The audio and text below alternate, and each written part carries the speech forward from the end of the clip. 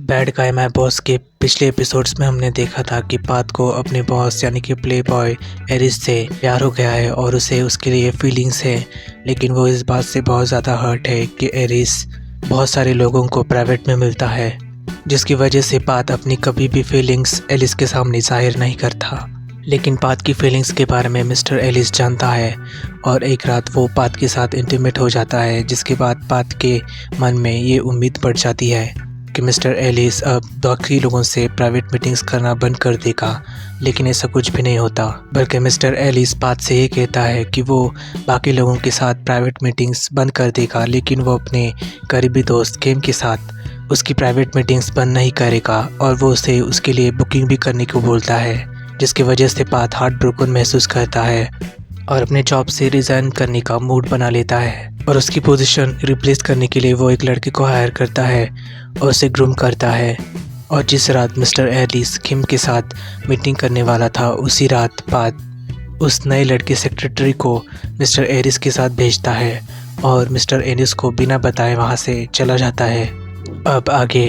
किम के साथ मीटिंग ख़त्म करने के बाद जब एरिस बाहर आता है तो पात को वहाँ पर नहीं पाता और उसने सेक्रेटरी को पात को कॉल करने के लिए बोलता है, लेकिन पात का कॉल नहीं लगता, जिसकी वजह से एरिस फ्रस्ट्रेट हो जाता है। आगे हम देखते हैं कि पात बैंकॉक से बाहर आ जाता है अपने दोस्त के साथ छुट्टियां मनाने के लिए, जहां पर वो अपने दोस्त के साथ बहुत एंजॉय करता है।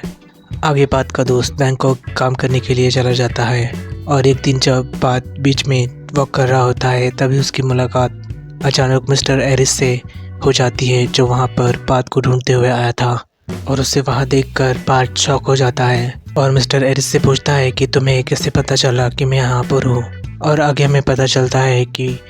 पात के दोस्तों ने ही मिस्टर एरिस को उसका एड्रेस बताया था कि वो कहाँ पर है। लेकिन मिस्टर एरिस पात को कुछ भी नहीं बताता और उसे कहता है कि उसके यहाँ पर एक मीटिंग है, इसलिए वो यहाँ पर आया है। तभी पात मिस्टर एरिस से कहता है कि उसने रिज़ाइन कर दिया है,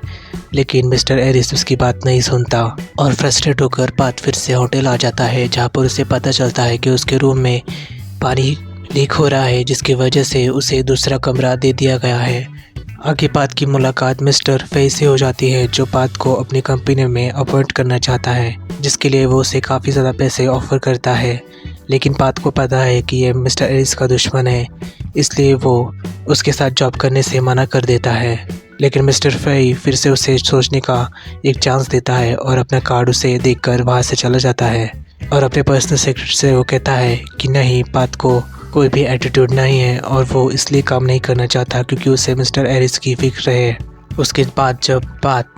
अपने होटल के नए कमरे में आ जाता है तब वो सामने मिस्टर एरिस को देखता है, जिसकी वजह से वो फ्रस्ट्रेट हो जाता है। आगे मिस्टर एरिस पात से कहता है कि उसने उसके लिए भी एक कमरा उसके कमरे के सामने ही बुक किया है, लेकिन पात वहाँ पर रहने से मना कर देता है। लेकिन मिस्टर एरिस उसे धमकाता है कि अगर उसने उसकी बात नहीं मानी तो स्टाफ के लिए बुरा होगा, जिसकी वजह से पात उस रूम में रहने के लिए मान जाता है। और आगे मिस्टर एरिस उसे कहता है कि वो डिनर करने के लिए उसका वेट करेगा।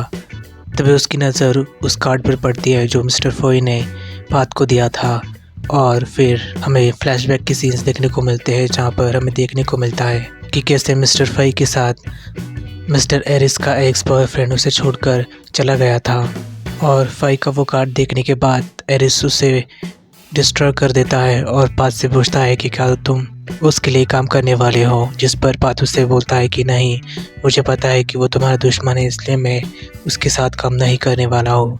लेकिन मिस्टर एरिस उसकी बातों पर भरोसा नहीं करता और उन दोनों के बीच में आर्गुमेंट्स हो जाती है और मिस्टर एरिस वहाँ से चला जाता है। आगे पात अपने दोस्तों को फ़ोन करके बताता है कि उसके साथ क्या हुआ और कैसे मिस्टर एरिस ने उसके लिए एक बड़ा होटल का रूम बुक करवाया है, जिसके बाद उसके दोस्त उसका मजाक भी उड़ाते हैं। आगे हम देखते हैं कि मिस्टर एरिस के साथ डिनर करने के लिए पात होटल के रेस्टोरेंट में आ जाता है और वो दोनों एक साथ डिनर करते हैं। और मिस्टर एरिस का बहुत ही ज़्यादा ख्याल रखने वाला रूप देखकर पात भी खुश हो जाता है और जब वो अपने रूम के नज़दीक आकर खड़ा हो जाता है तब वो मिस्टर एरिस के करीब आ जाता है, जिसके बाद वो दोनों एक दूसरे के साथ इंटीमेट मोमेंट्स शेयर करते हैं। और अगली सुबह मिस्टर एरिस के उठने से पहले ही पात उसके लिए ब्रेकफास्ट तैयार कर देता है, जिसे देखकर मिस्टर एरिस खुश हो जाता है और पात से कहता है कि वो मीटिंग करने के लिए नहीं जाने वाला, लेकिन पाद उसे मना कर देता है और उसे बोलता है कि ये मीटिंग काफ़ी ज़्यादा इम्पोर्टेंट है, तो उसे ये मीटिंग मिस नहीं करनी चाहिए। और मिस्टर एरिस तैयार होकर वो मीटिंग करने के लिए वहाँ से चला जाता है। आगे हम देखते हैं कि उसकी वो मीटिंग किसी और के साथ नहीं बल्कि मिस्टर फई के साथ ही है,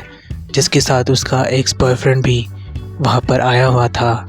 और उन तीनों का फेस ऑफ होने के बाद उन तीनों के बीच में आर्ग्यूमेंट्स हो जाती है, जिसके बीच में ही कंपनी का हेड आ जाता है, जहाँ पर उन दोनों की ही मीटिंग थी और जिसको मनाने के लिए वो दोनों अपनी कोशिश करते हैं। मीटिंग ख़त्म होने के बाद अचानक मिस्टर फई मिस्टर एरिस के एक्स बॉयफ्रेंड को अपने करीब खींच लेता है और मिस्टर एरिस के सामने ही उसके साथ इंटीमेट हो जाता है। और उन दोनों को एक साथ देखकर मिस्टर एरिस को उसके पास्ट के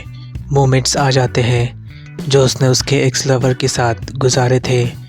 जो मिस्टर फई के साथ था। और उसे ये भी याद आता है कि कैसे उसके एक्स बॉयफ्रेंड ने उसके साथ चीट किया था मिस्टर फई के साथ मिलकर, और वो कितना उसके ऊपर भरोसा करता था, लेकिन उसने उसका भरोसा तोड़ दिया। और ये सब सोचने के बाद मिस्टर एरिस फ्रस्ट्रेट हो जाता है और बहुत गुस्सा भी हो जाता है, जिसके बाद एपिसोड वहीं पर ख़त्म हो जाता है।